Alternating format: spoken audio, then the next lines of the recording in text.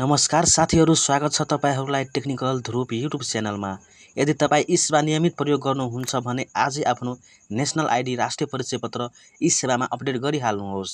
नेपाल राष्ट्र बैंकको नयाँ नियम अनुसार केवाइसी सुरक्षित राख्न र सेवा अवरुद्ध हुन नदिन एनआइडी लिङ्क गर्न अनिवार्य गरिएको छ।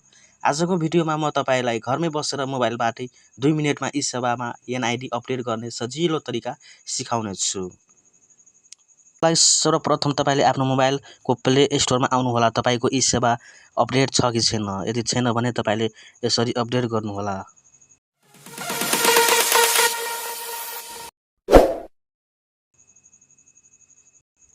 यहाँ हेर्न सक्नुहुनेछ मेरो फाइनल अपडेट छ। तपाईको छैन भने तपाईले चाहिँ अपडेट गर्नुहोला। चाहिँ यसरी आउनुहोला ई-सेवामा।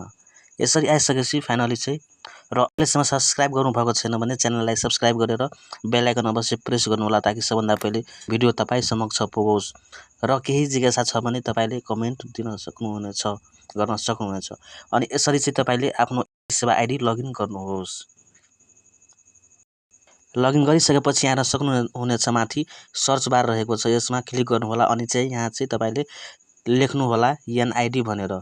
यसरी लेखिसकेपछि फाइनली तपाईको यस्तो इन्टरफेस आउनेछ।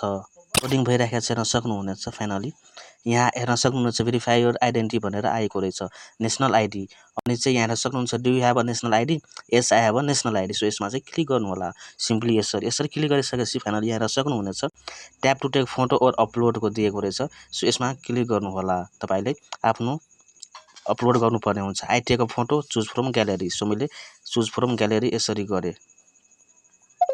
सिलेक्ट गरिसके आफ्नो ग्यालेरीबाट तपाईले पनि फोटो खिचेर अथवा ग्यालेरीबाट गर्न सक्नुहुनेछ। यसरी अपलोड गर्नुपर्ने हुनेछ। यहाँ मैले गरेको जस्तै स्क्यानिङ भइरहेको छ। सो केही समय लाग्नेछ। सो तपाईहरु चाहिँ केही समय वेट गर्नुपर्ने हुनेछ।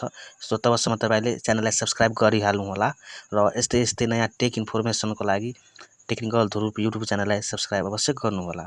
सो त्यसपछि यहाँ सक्नुहुन्छ upload the back of your NID card to extract your permanent address detail. अनि मसँग कार्ड थियो। सो कार्ड मैले अपलोड गरेको अनि ब्याकको पनि अपलोड गर्नुपर्ने हुन्छ। यहाँ फाइनली यसरी स्क्यानिङ भइसकेपछि तपाईको त्यो इन्टरफेस आउने छैन सक्नुहुनेछ। रिभ्यू एन्ड सबमिटको पर्सनल डिटेल्स, एनआइडी डिटेल्स र पर्मानेन्ट डिटेल्स सम्पूर्ण यहाँ आइसकेको रहेछ। यहाँ सक्नुहुनेछ तपाईहरु मसँग कार्ड थियो भने फ्रन्ट र ब्याक साइड दुवै यसमा चाहिँ सबमिट गर्नुपर्ने हुन्छ। अनि तपाईसँग यदि पेपर मात्रै छ, त्यो फर्म सबमिट गरेको मात्रै छ भने त्यो सिंगल पेज मात्रै हाल्नुपर्ने हुन्छ। अनि यसपछि यहाँ चाहिँ I hereby declare that the details furnished above are true and correct to the best of my knowledge. So यसमा टिक गर्नु होला अनि यसपछि सबमिट गर्नु होला सिम्पली यसरी सबमिट गरिसकेपछि फाइनली चाहिँ national ID information submitted successfully भनेर आउँछ। यसरी टिक है, यसमा ओके गर्नु होला।